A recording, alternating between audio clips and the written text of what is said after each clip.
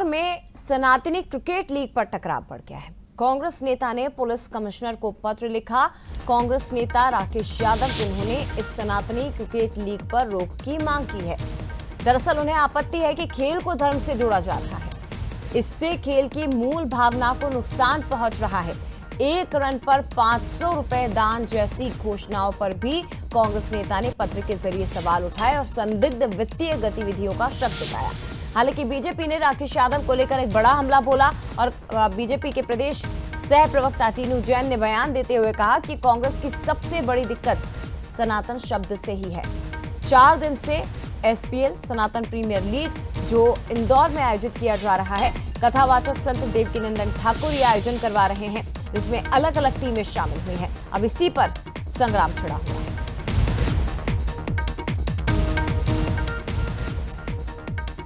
इंदौर में 4 दिवसीय एसपीएल सनातनी क्रिकेट लीग जिस पर टकराव हुआ और कांग्रेस नेता ने पुलिस कमिश्नर को पत्र लिखकर इस पर रोक लगाने की मांग की है। कांग्रेस नेता राकेश यादव ने कहा कि खेल को धर्म से जोड़ना गलत है, आपत्ति जताई और ये कहा कि ये तो खेल की मूल भावना को नुकसान पहुंचाने जैसा है।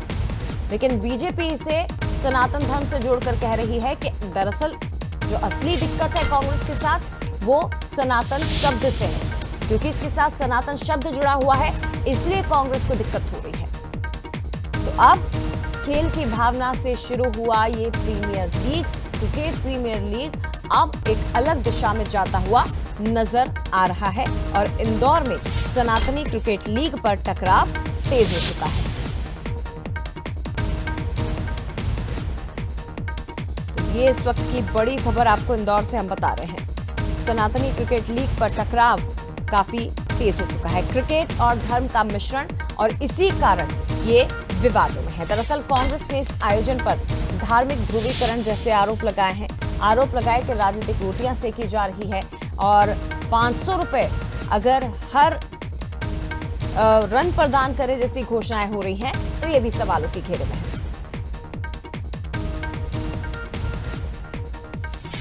ये भी आपको बता दें कि बीजेपी के प्रदेश सह प्रवक्ता टीनू जैन जो ये कह रहे हैं कि कांग्रेस की सबसे बड़ी दिक्कत सनातन शब्द से है।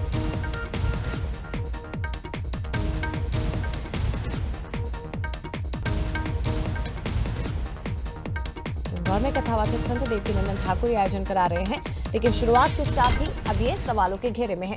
हमारे साथ 2 राजनीतिक मेहमान इस वक्त जुड़ गए हैं। राकेश यादव जी कांग्रेस नेता और टीनू जैन बीजेपी से इस वक्त हमारे साथ जुड़ गए हैं। एक बार फिर से बता दें, राकेश यादव जी जिन्होंने इस आयोजन पर सवाल उठाए हैं, जिन्होंने पत्र लिखा है कमिश्नर को, और टीनू जैन जी भी हमारे साथ इस वक्त जुड़े हैं।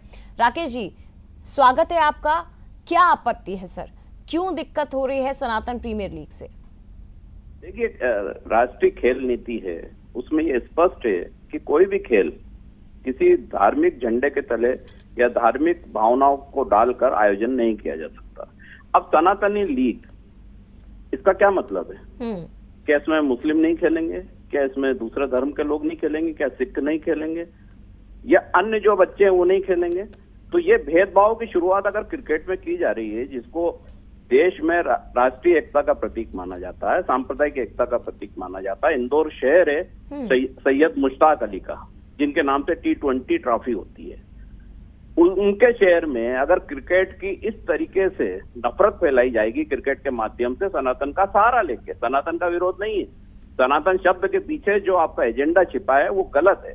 आपको क्रिकेट का आयोजन कराना क्या एजेंडा लग रहा है आपको? हाँ, सीधा एजेंडा है ना कि आपको धार्मिक लड़ाई पैदा करना है। क्रिकेट जैसा एक खेल है, उसमें आप जिन बच्चों को आज सनातनी लीग में खिला रहे हैं, उनको क्या प्लेटफॉर्म देंगे जाके आप देश में? कौन सी जगह उनको खिलाएंगे? उनका जीवन खराब कर रहे हैं सिर्फ अपने स्वार्थ के लिए, सिर्फ अपने पैसे की कमाई के लिए, सिर्फ आप दान दक्षिणा एकत्रित करने के लिए पूरे देश से। अगर इतना सेवा भाव है तो सेवा आश्रम में 16 बच्चे राकेश जी, लेकिन जो आयोजन करता है देवकीनंदन ठाकुर जी हैं, वो तो ये कह रहे हैं कि हम ये आयोजन इसलिए कर रहे हैं ताकि युवाओं को नशे से हम दूर कर सके, उन्हें सनातन धर्म हम सिखा सके, संस्कृति हम सिखा सके।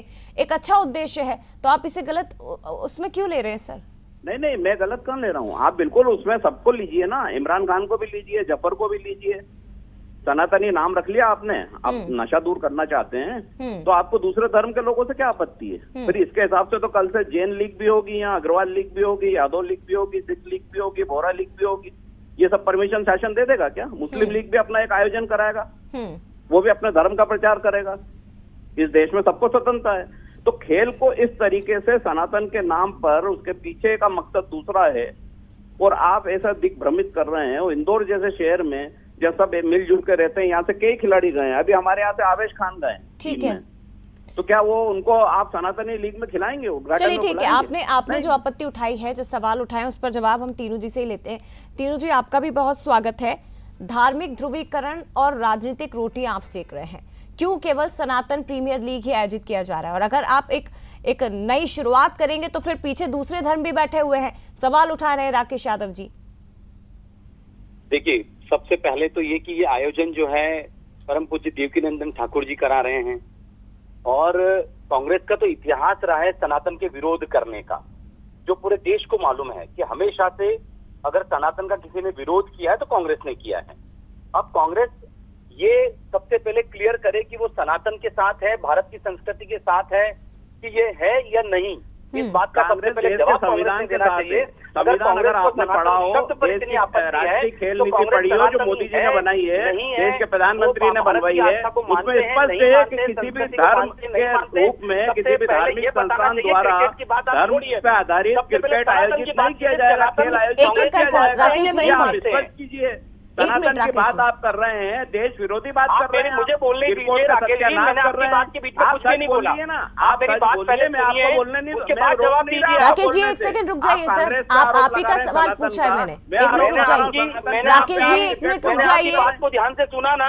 एक मिनट रुक जाइए राकेश जी, आपका ही सवाल पूछा है मैंने, पहले उनका जवाब सुन लीजिए। देश की जनता सच बोलिए ना। एक मिनट रुकिए राकेश जी, तीनू जी बात पूरी करिए सर। मैं ये कह रहा हूँ कि कांग्रेस सबसे पहले क्लियर करे कि उसको सनातन शब्द पर आपत्ति है। क्रिकेट की बात छोड़िए अभी।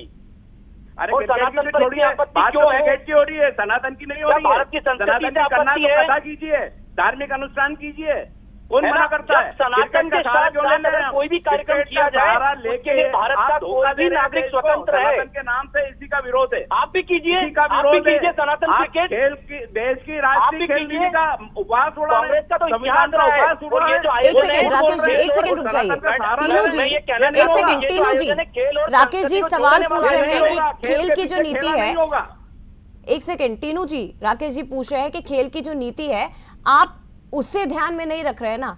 बात वही है कि आप सनातन प्रीमियर लीग का आयोजन कर रहे हैं।